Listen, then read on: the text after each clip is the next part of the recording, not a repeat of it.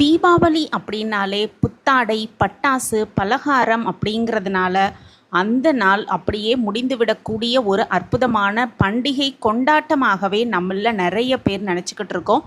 அதையும் தாண்டி சில விஷயங்கள் கண்டிப்பாக அன்று செய்யவே கூடாது அப்படிங்கிறத நம்ம முதல்ல தெரிஞ்சுக்கணும்.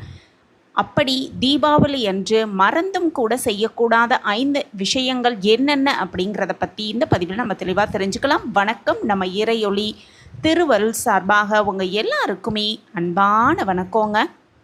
ஆவலி அப்படின்னா வரிசை அப்படின்னு பொருள்.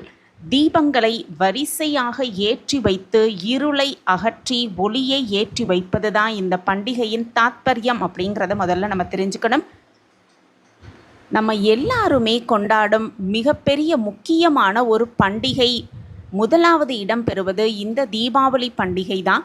தீபாவளி திருநாள் அப்படிங்கிறது எல்லாருமே மகிழ்ச்சியாக கொண்டாடக்கூடிய இனிமையான நாளாகவே இருந்துக்கிட்டு வருது.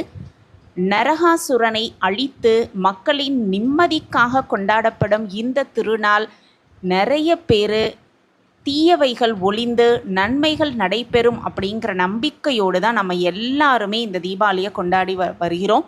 காலையில் எழுந்து எண்ணெய் தேய்த்து கங்கா ஸ்நானம் செய்து இரவு பட்டாசு வெடித்துவிட்டு தூங்க செல்வதற்கும் வரை அன்றைய நாள் முழுவதுமே நண்பர்களோடும் உறவினர்களோடும் மகிழ்ச்சியாக நம்ம இருப்பது வழக்கம்.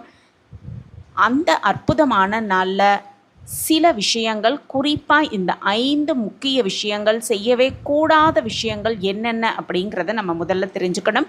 முதலாவதாக, தீபாவளி திருநாள் அன்னைக்கு ரொம்ப நேரம் தூங்கவே கூடாது. அதிலும் குறிப்பாக சூரியன் உதயம் ஆவதற்கு பின்பு தூங்குவது மிக மிக ஒரு தவறான விஷயம்.